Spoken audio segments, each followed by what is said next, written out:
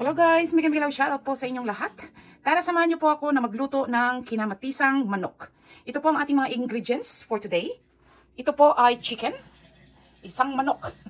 Alright, marinated na po natin ito sa soy sauce at sa sugar a little bit. Yan, marinate na po yan guys. Black pepper and whatever you want to put in your marination. So, alright, and pagkatapos yan, meron tayong string bean dito. Ayan. Fresh po yan. Ewan ko bakit ganyan ang kulay. Tapos kamatis, siyempre, kailangan rumang kamatis po ang ating gagamitin. Pero ito po ngayon ang gagamitin ko dahil ayokong masayang ang kamatis. Alright, cabbage. Ito po ang cabbage na choice of vegetables. Pwede ka rin pong gumamit ng pak choy. And depende sa inyo guys. Kasi bawat tao po ay may kanya-kanyang design ng mga vegetables kung anong gusto nila. Alright, after that, potato. Meron tayong potato dito. Hiniwa ko na po yan at sinuko sa tubig para po hindi mag-change ang kulay niya. Alright, and then, meron tayong carrots, garlic, ginger, at onion. Meron din tayong peppers. Yan po ay optional kung gusto niyo ng merong anghang ng konti. Ayan, pag ako po nagluluto, dinadamihan ko ang ginger tsaka yung garlic for health po namin. Ayan, para sa aming kalusugan na mawala po ang mga high blood, cholesterol, whatever. Ayan, so mag-luto po tayo ng dish ngayon na paborito ng aking anak. Alright guys, wait for it. Alright guys, mag-umpisa na tayong magluto. Painitin muna natin ang ating pan. And after that, lagyan natin ng oil. Yan, meron na tayong oil. 2 kutsarang oil. And painitin natin. Saka tayo mag-fry ng onion. Yan, i-fry natin ang onion natin. Unahin natin yung onion fry. Alright. Huwag muna natin i-on ang ating exhaust fan dahil baka hindi nyo ako marinig. Pag ako nagsasalita. Alright.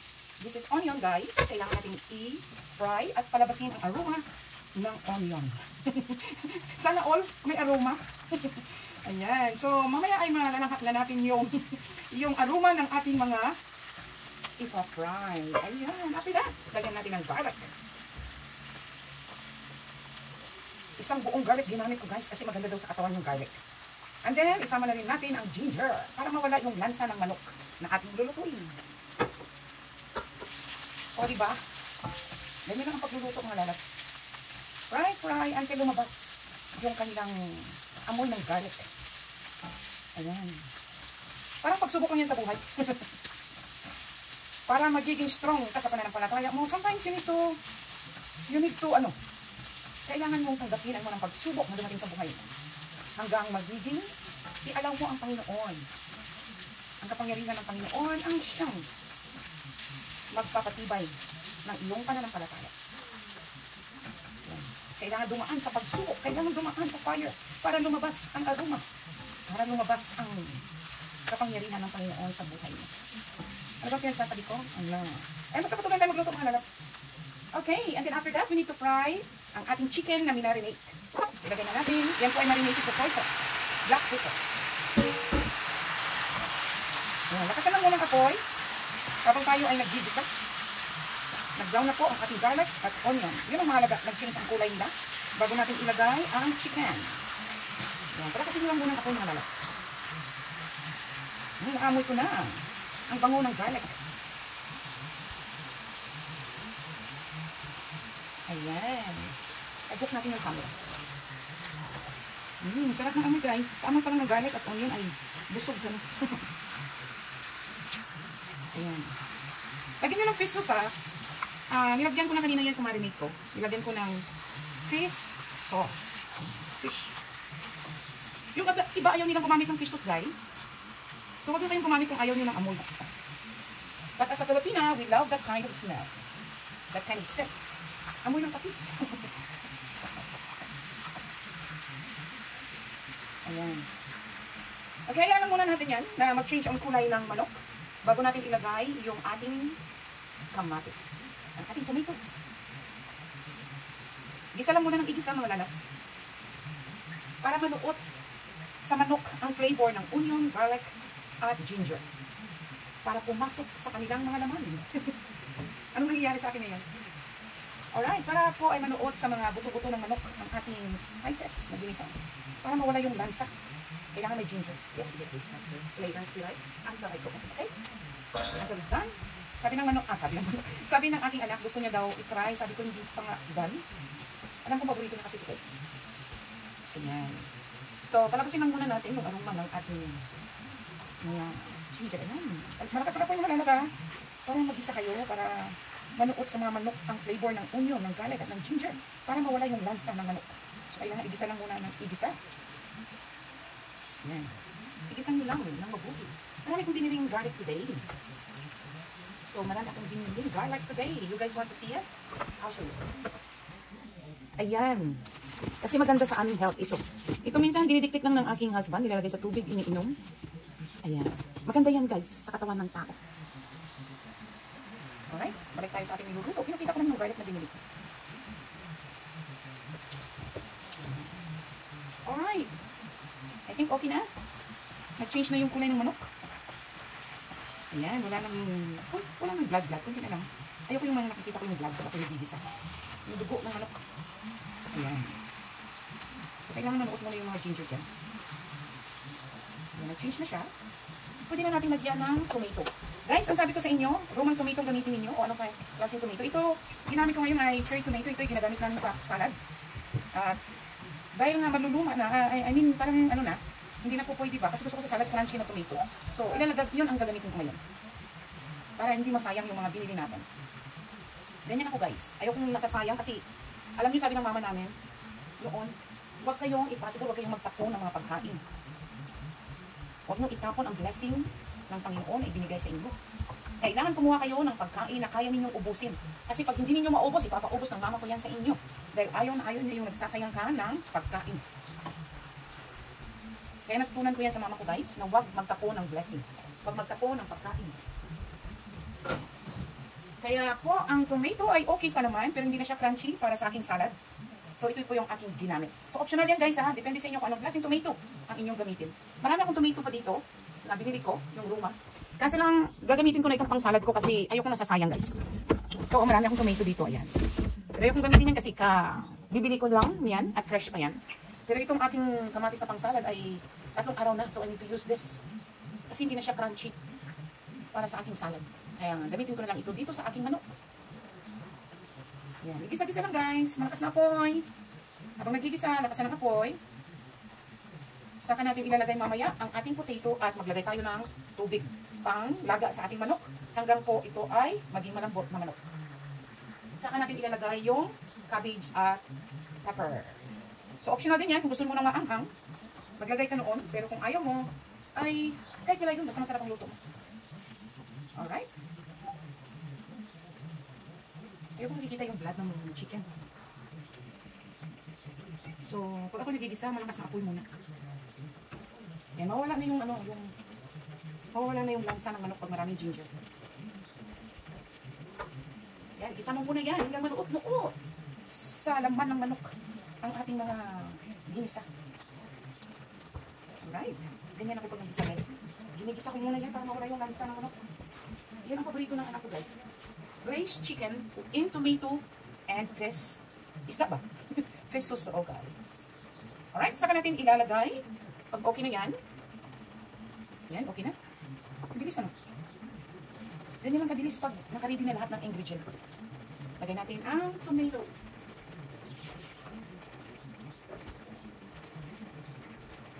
Hindi na ako naglagay guys kasi marinated na yung chicken natin. So hindi na ako naglagay ng mga asin. Kasi tansyado ko na yan guys. Ganyan ako pag nagluto. Tinatantya ko lahat. So ilagay natin ang potato. Ang carrots. And then palambutin natin kasama ang tubig. Lagyan natin ng maghanap tayo dito ng panglagay natin pang pasarap. Ano pa kaya ilagay ko dyan para sumarap? Ayan. Kailangan natin maglagay ng chicken cubes. Yan guys. Nakita niyo yung chicken cubes? Ayan, kailangan natin maglagay nito. Ayan, lagay lang natin dyan. At lagyan natin ng tubig. Hanggang sa lumambot ang ating manok, potato, and carrots.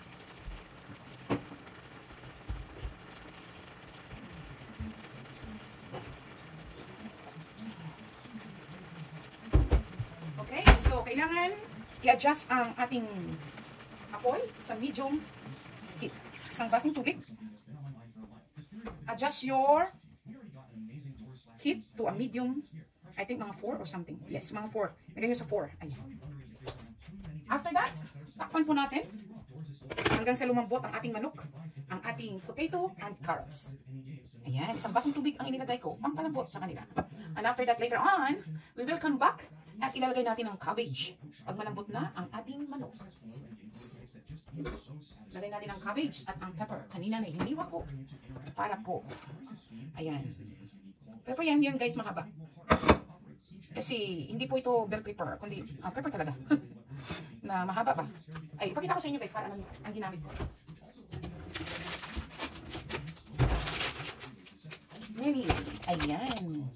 Yan po ang ginamit ko guys. Ayan. Para may konting anghang.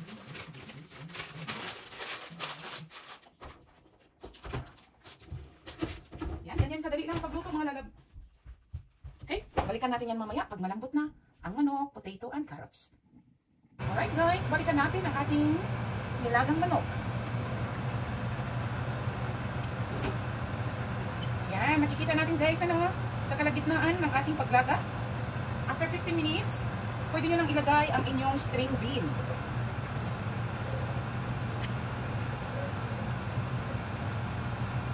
Ang kumakain ng manok ay ang aking anak. Ang kumakain ng vegetables, ako saka yung husband ko. Mahilig kami sa vegetables guys. I need to start working out again dahil lumulubo na yung aking tiyan. Nakita ko sa mga videos ko, malaki ang aking tiyan. So kailangan ko pong mag-exercise. Kasi hindi maganda sa ating health pag malaki yung tiyan natin.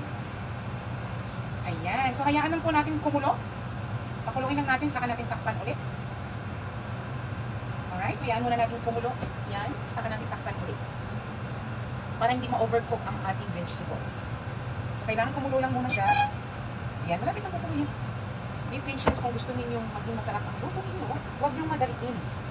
Kailangan dahan-dahan para manuot ang mga flavor sa chicken ninyo. Huwag ninyong madaliin ang pagluluto. Ayan, pag nagkulo siya ulit, saka natin takpan. After 15 minutes, pwede nyo nang ilagay ang inyong beans. So, depende sa inyo kung anong klaseng beans ang gusto ninyo. So, after na kumulo yan, takpan natin ulit. Half-cook pa lang yan ng ating chicken. So, malambot na. Yan. Kuluin lang natin.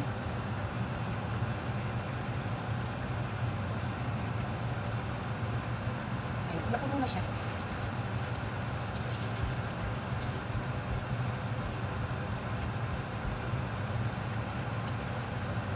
Mamaya pag okay na yan, malambot na ang ating manok. Ay saka natin ilagay yung cabbage natin. Saka yung ating pepper. Alright, at habang ako'y nanonood yan, ako'y nagpipil ng garlic para ma-freeze ko siya. Kasi marami akong binili guys, so I need to freeze some of it para po hindi masayang. Para madali po ang ating pag-prepare. Pag ito'y ginalatan ko, ilagay sa freezer. Ayan, lahat po na binibili ko, dinagamitan ko na para isang bilihan na lang, saka ko ilalagay sa freezer. Para meron ako mga stock sa freezer ko pag ako gusto magluto. Ginaganahan magluto. Ayan, sa isang araw, minsan pag talagang gusto kong magluto, nakaka-3 ninyo ako sa isang araw. Minsan, 4. Ako'y may time na magluto. Punta ko ng YouTube, ako po hindi marunong magluto, but I go to YouTube. I allow myself to learn something sa pagluluto para po ay maging masustansya ang luto natin.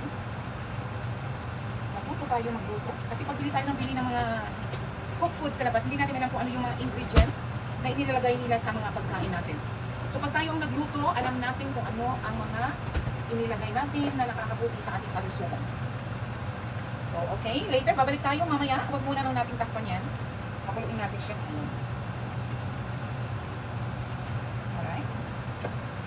Babalik tayo after this.